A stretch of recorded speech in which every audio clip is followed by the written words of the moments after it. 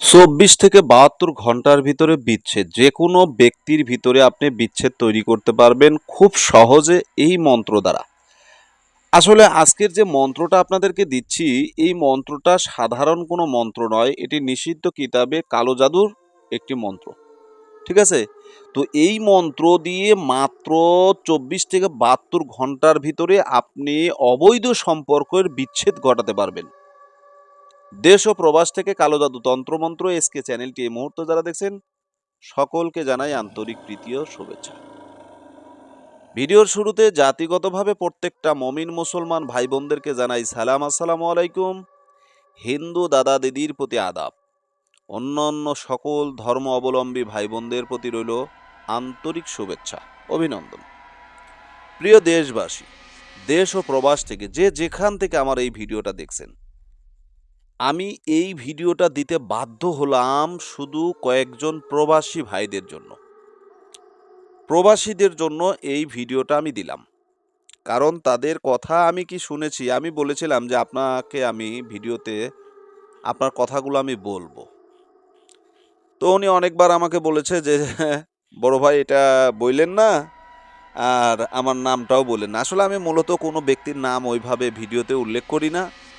তো ছেলেটার কথাবার্তা শোনার পরে আমি নিজেই মানে বাকরুদ্ধ হয়ে গেছিল। আমার কথাবার্তা মানে সেন্সলেস হয়ে গেছিলাম। আমার চিন্তা ভাবনা সব কিছু যেন সেন্সলেস হয়ে গেল।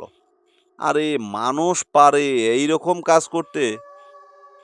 মানে ওই যে একটা কথা আছে, কথায় কথার প্রসঙ্গে আমি একটা উক্তি দেই যে এক ব্যক্তি বলতেছে, মিয়া সাহেব এই বাড়িটা কার? কয় আমার। তো এই যে আশপাশে যে বাগান বাগিচা এগুলো বাংলো টাংলো এগুলো, কয় সব আমার। তো বলতেছে এগুলো সয় সম্পত্তি যা কিছু আছে এগুলো সব আপনার? বলতেছে হ্যাঁ, এই বাড়ির আশপাশে যত জোত জমা যা কিছু গাড়ি বাড়ি দেখতে সব আমার। তো বলতেছে আমি তো অনেক দূরের একজন পথিক, অনেক দূর থেকে আসছি, এক গ্লাস পানি খাওয়াবেন? করছে ভিতর মে নেহি অনুমতি। আরে ভাই, এত কিছু সয় সম্পদ সব আপনার, আর আমি এক গ্লাস পানি চাইছি মেহমান হিসাবে, পথিক মানুষ, আর আপনি বলতেছেন ভিতরে নেহি অনুমতি। তো বলতেছে ভাই, সব আমার হলে কি হবে, আমার উপরেও একজন আছে, সেই তো সব কিছু কাটি না রে। তো সেটা আবার কে? বলতেছে আমার বাড়িয়ালি। তো বাড়িয়ালির কাছে সব শেষ। তো প্রিয় ভাই ও বন্ধুগণ, একটা পুরুষ তার জীবনের সমস্ত কিছু বিসর্জন দেয় তার পরিবারের জন্য। তার আত্মসম্মান, শক্তি, সহানুভূতি, ভালোবাসা, প্রেম, উদারতা, অর্থ, সম্পদ, সময়, জীবনটাকেই উৎসর্গ করে তার পরিবারের জন্য। অথচ সেই পরিবারের লোকজন তার জন্য কি করলো?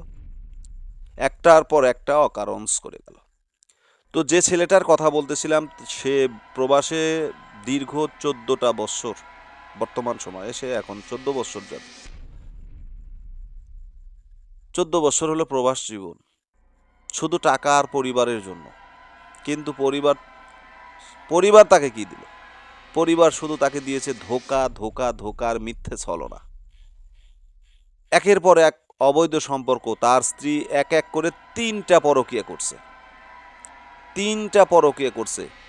2টা তার পরিবার জানতে পারছে, পরেরটা তার নিজের বন্ধুকে দিয়ে সে পরকীয়া করাইছে, চেক করার জন্য যে আমার পরিবার যে এটা বলল এটা কি ঠিক নাকি, দেখি তো আসলে সে কোন চরিত্রে আছে বা কিভাবে আছে। তো যাই হোক, দেখে বাস্তবতা সেটাই। তো যাই হোক, এই সমস্ত স্বামী থাকা শর্তে যে সমস্ত নারীরা পরকীয়া করে তাদের বিচ্ছেদ করুন, অথবা আপনার ছেলে ভুল পথে চলে গেছে তার বিচ্ছেদ করুন, আপনার মেয়ে ভুল পথে চলে গেছে তার বিচ্ছেদ করুন, কিন্তু একজন স্বামী স্ত্রীর ভিতরে বিচ্ছেদ এগুলো কেউ করবেন না। আল্লাহ তাআলা বলেন, আমার কাছে সবচাইতে ঘৃণিত কাজ হালাল, তবে ঘৃণিত, হালাল তবুও ঘৃণিত, সেটা হচ্ছে তালাক, স্বামী স্ত্রী তালাক করা। আর শয়তানের প্রধান কাজ হচ্ছে স্বামী স্ত্রীকে তালাক করা। শয়তানের সবচাইতে 1 নাম্বার কাজ হচ্ছে স্বামী স্ত্রীকে আলাদা করে দেওয়া। স্বামী স্ত্রী আলাদা হলে পরিবার নষ্ট হয়ে যায়, বাচ্চা কাচ্চা নষ্ট হয়ে যায়।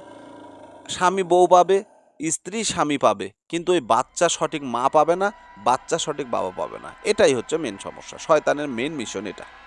তো আজকে যে বিচ্ছেদটা আপনাদেরকে দিলাম, এই বিচ্ছেদ মন্ত্রটা আপনারা কিভাবে প্রয়োগ করবেন? এই মন্ত্রটা মাত্র আপনাকে ১২৭ বার পড়বেন, ২৯ বার পড়বেন, ৭ বার পড়বেন, হবে কাজ হবে। তবে ১২৭ বার পড়া উত্তম। সর্বপ্রথম এই যে বিচ্ছেদ মন্ত্রটা আপনি একটা কাগজে লিখে নেন। শনিবার অথবা মঙ্গলবারে এটা আপনি দুপুরবেলা করলে সবচাইতে ভালো, অথবা রাত্রি ১২টার পরে করবেন, অথবা সূর্য যখন মাথার উপরে ওঠা ভাব ওই টাইমে করবেন। খোলা জায়গায় খোলা ময়দানে বসে এই কাজটা করবেন। এই যে লেখা আছে, বিষ নামাতে লাগে বিষহরি, বিচ্ছেদে লাগে খুনাখুনি, অমুক আর অমুকের লাগে লেগে যা মারামারি, দোহাই আল্লাহ, দোহাই আলী, দোহাই কালী। দেখছেন, এখানে ৩টা ব্যক্তিকে উল্লেখ করা হয়েছে। হিন্দু শাস্ত্রে কালী তাদের বড় একজন দেবী, আর মুসলমানদের ভিতরে আল্লাহ তো আমাদের সৃষ্টিকর্তা, সকলের সৃষ্টিকর্তা।